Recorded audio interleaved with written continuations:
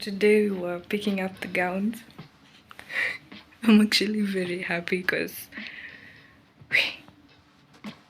it's like this day was never reaching. So this is how I look like. Graduate Phoebe.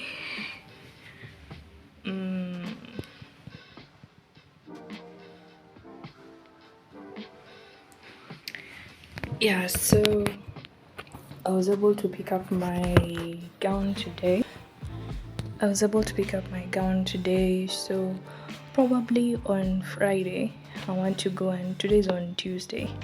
I want to go and get my hair done so that I can have a photo shoot for my graduation photo shoot on Saturday if it will be possible. So yeah, stay tuned.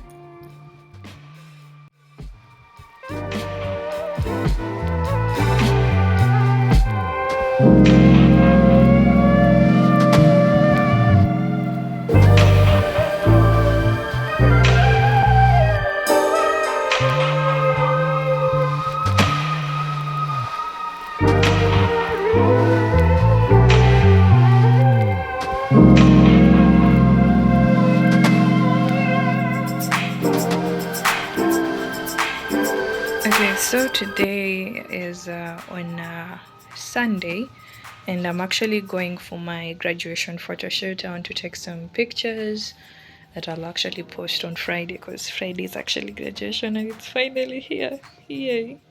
So I'm gonna take you guys along with me as we go to the photo shoot.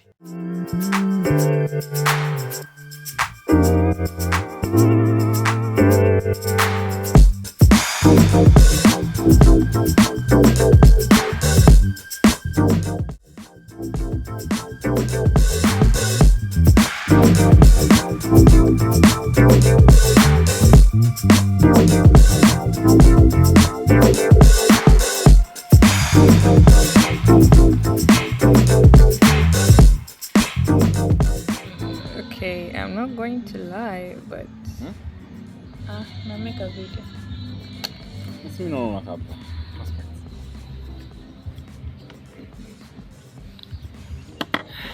gonna lie, but I'm not a huge fan of makeup. I feel like I look like a clown. Lakini hapa kuna pale imeharibu.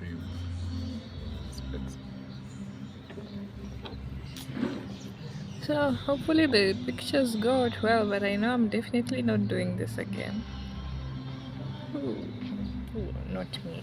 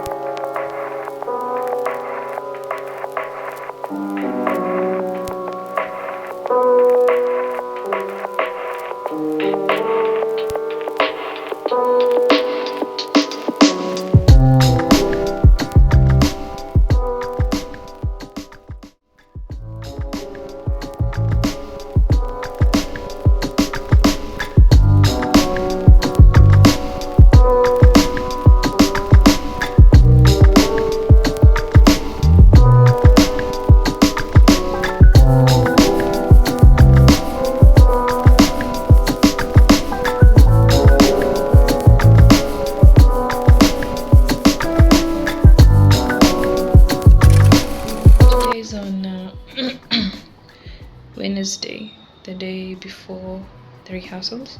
So my mom is planning to come to Juja tomorrow, and since she won't be having a place to stay, she wanted me to make my room for her so that she can spend the night here with me, yeah, tomorrow, in preparation for Friday. So yeah, that's that for today.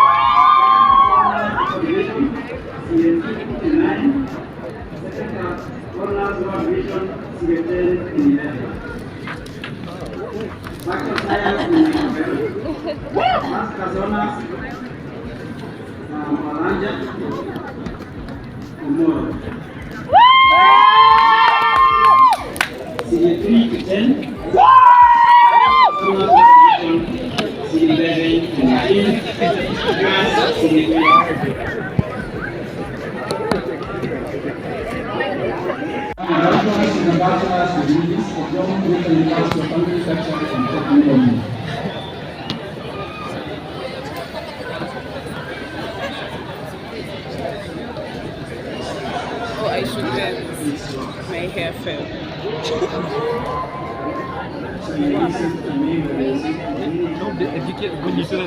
Halafu yako iki ujuna ni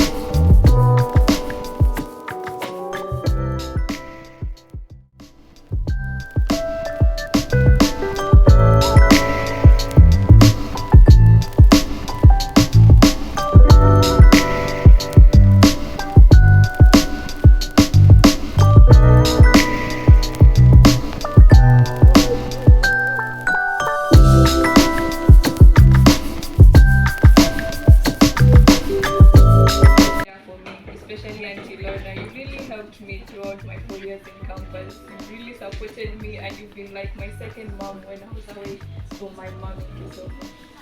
Thank you to my dad. Thank you so much, Dad. I really appreciate everything that you've done for me. The fact that you supported me and you are able to take me until campus, I would like to say thank you. Thank you so much for being my best friend, for always supporting me, for always advising me, and I'm grateful. Thank you, Mom, for also being my best friend. Thank you for always being there for me. You've walked with me through so much. You've known my highest of highs and my lowest of lows, and I'm grateful to have a mom like you. Thank you to my aunt, Auntie Ada. You've also taken care of me since I was a kid. I remember when I used to be very little, you would come and pick me from Kisumu and we would spend time with you in Nairobi together with Uncle Chris. You really took care of me as your own child even before my 2 cousins were born, and I really appreciate that. I appreciate for allowing me to have my friends together and my family in this place, and thank you for taking your time to actually be supportive in my life.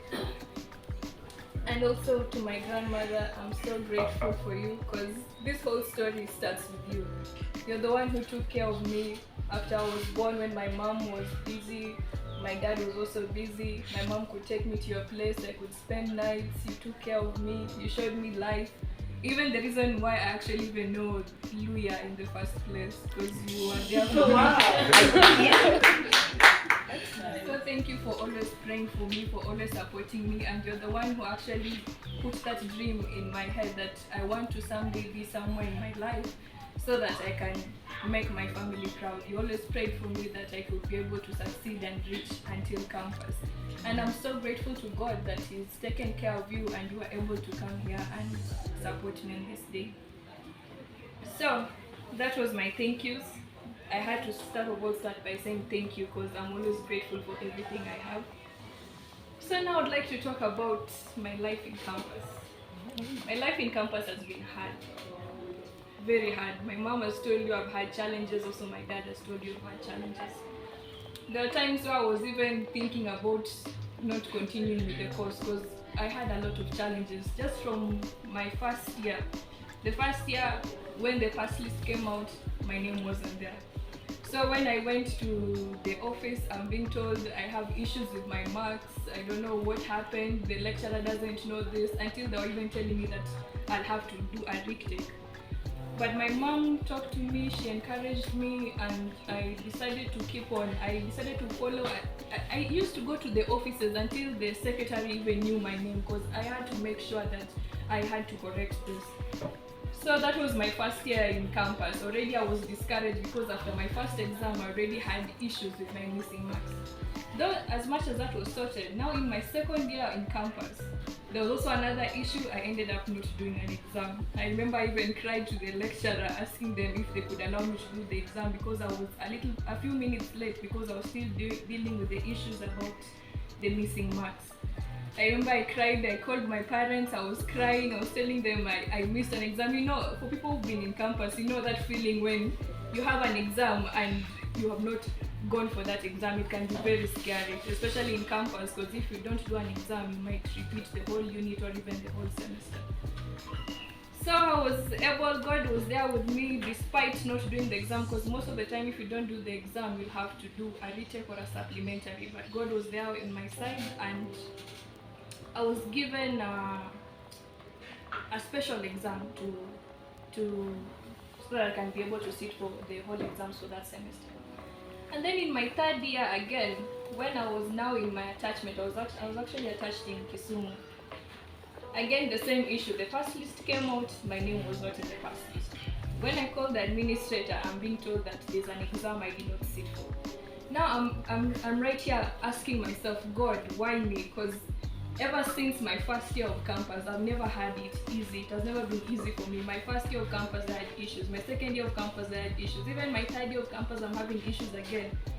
I remember that day I cried. I called my mom crying. I'm telling her that why is it so hard for me? Like, I'm doing everything that I'm supposed to do. I'm going for the lectures. I'm doing the assignments. I'm showing up for things that I'm supposed to show up. And okay, maybe it's bad for me to think that, but some of my other classmates who are not even doing the same thing, they are not going through the same issues. So I used to ask myself, why me? But my mom encouraged me and told me that you don't need to ask yourself why you. Sometimes things just happen because that is life. It's not a straight line. That's what I've come to learn in my course of life. Life is not a straight line. You might plan that you want to do something right now, but things will not go the way you want. So my mom encouraged me that even though you have these challenges, don't take the setbacks to make you go back. Use the setbacks to encourage you. So my mom just told me to follow the channels, and my mom encouraged me, as long as you know that you're doing what is right, as long as you know you're doing what you're supposed to do, God will never forget you. God will always remember you. God will remember the sleepless nights, because I've had a lot of sleepless nights. God will remember the sleepless nights. God will remember the times when you did it, when you did not feel to do it. And despite everything, I also was able to sort out that issue, because the issue in the third year, I had to travel from Kisumu overnight so that I can come to school and sort out the issue. And I think it was just luck on my side. I met with our chairperson, and he was actually the person who was standing in for the exam that they were saying I had not attended, and he confirmed that I did. And he advised me to write a letter, which they went and checked, and they saw it was just my marks that were not put in the system. So in short, I'm trying to say that despite me getting what I've gotten, it was not an easy ride. Because even personally, when I learned that I got the grades I got, I was also surprised. I was very surprised. At best, I thought I would get a second upper, but I did not see myself getting a first class despite all the issues that I had. And me getting also a first class does not mean that all my grades were A from the first year till fourth year. There are even grades that I had C's, there are grades that I had C's, B's, but as long as my goal was that every single year I need to make sure that the number of C's are less than the previous year. Because in the first year I had I think there were 5 C's, and then the second year I had 3 C's, and then the second year I had 2 C's, then the third year I had only 1 C. So the thing I'm trying to tell you is that in whatever you're trying to do, the little steps that you take are usually towards a bigger goal. You might be doing something right now and you're discouraged and you're feeling like, maybe I'm doing this and I won't be able to see the fruits in the end. But just do it. As long as you're following the whatever you set yourself, as long as you're following the, how could I call it? The program or the pattern. As long as you're following something, no matter what, you will always achieve what you want to achieve. That's what I've always believed. And don't let anyone pull you down. To my cousins who are still in their course of life, who are still in school, I would advise you, do something that you're passionate about, and don't let anyone bring you down in what you love. Do something that you're passionate about and give your all. Do not second guess something that you've wanted to do. Because personally, this was a course that I wanted to do. I remember when I was choosing my courses, I had a lot of people were saying a lot of things. People were saying maybe I want to get a job, the course is hard. There were so many discouragements, but I told myself that this is the path I want to take. Because in campus is hard because you have a lot of challenges. There are challenges in school and there are challenges outside school. And if you do a course that you do not love, you'll end up despising the whole thing and you'll end up failing. So what I try to tell myself, I want to do a course that I have passion for, a course that I know that even if it gets tough, I know I won't give up. I don't want to reach somewhere and tell myself, I did this course because my mom told me to do this course, or I'm doing this course so that I can so that my parents can just know that I finished it, I give them the degree and go and do what I want. In life, just pursue what you have passion about. Because personally, I had passion I graduated in microbiology. I had a passion in microbiology, and I set my sights even despite the challenges that I had, because I remember my mom was not for the course but my dad was for the course. But at the end we sat down and we agreed that I'll do something that I have passion for, and at the end it still turned out okay. So in short, don't give up, work hard in your own way, your definition of working hard, and as long as you put your all, you'll always reap the benefits. Yeah, thank you.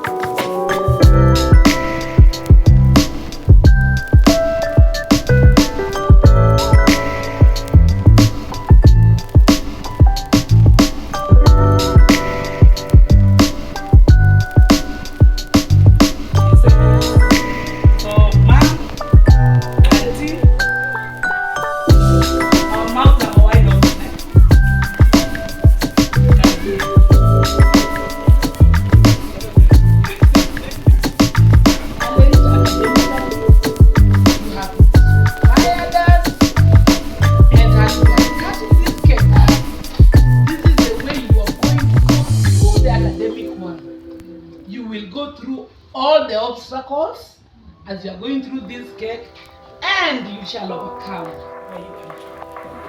Auntie Lorna.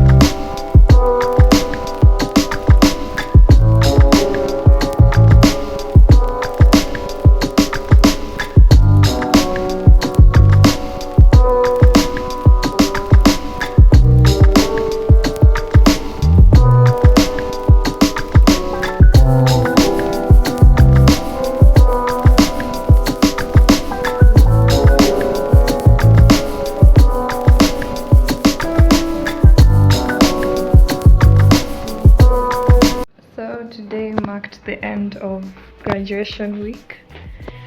Finally graduated with a degree in microbiology. I'm a whole graduate. Yeah. So this marks the end of the vlog. Thank you for watching till the end, and I'll see what life now has for me now that I'm done with the 844 system. But it doesn't mean learning has ended from this point. But it just means that I've just begun a step in a whole journey. Yeah, so see you guys in the next vlog, and hope you have a lovely day, night, or evening, depending on wherever you are. Bye. We'd like to apologize for our colleague's behavior yesterday.